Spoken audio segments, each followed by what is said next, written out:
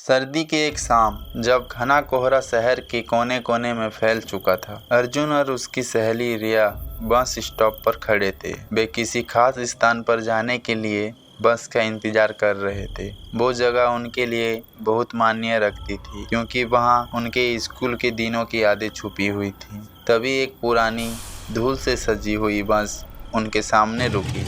बस का रंग उड़ा हुआ था और उसके कांच पर बर्फ जमी हुई थी। बस का नंबर था 101, जो उन्हें बिल्कुल भी परिचित नहीं था। लेकिन ना तो किसी और बस का आना तय था, ना ही वे किसी और विकल्प की तलाश करना चाहते थे। बिना ज़्यादा सोचे दोनों बस में चढ़ गए। बस के भीतर सन्नाटा था।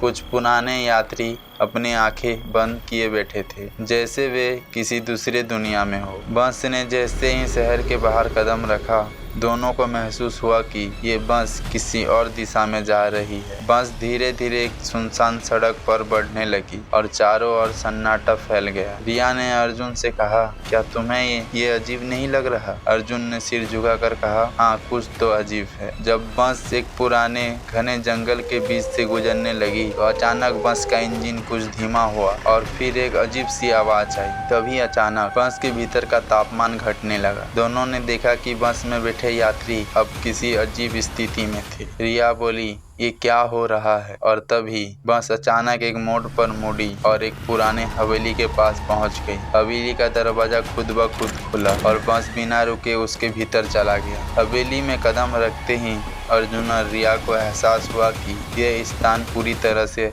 अजनबी था। अचानक बस के सारे यात्री उठे और हवेली के सीढ़ियों की ओर बढ़ने लगे। अर्जुन और रिया ने भी उनके पीछे जाने की कोशिश की। सीढ़ियों के शीर्ष पर एक बड़ा दरवाजा था। जैसे ही वे दरवाजे के पास पहुंचे, उसमें एक हल्की सी रोशनी छनने लगी। दरवाजे के भीतर एक आवाज गूंजने लगी, जो इस दरवाजे से प्रवेश करेगा वो लौट नहीं सके। अर्जुन और रिया ने एक दूसरे को देखा, लेकिन फिर भी दरवाजे को खोलने की जिद की। दरवाजा खुला तो अंदर एक विशाल हॉल था और उसमें उन सभी यात्रियों की परछाई थी जो अब अजनबी लगने लगे थे। अचानक हॉल में एक अजीब सी धुआं उभरी और बस की हलचल तेज हो गई।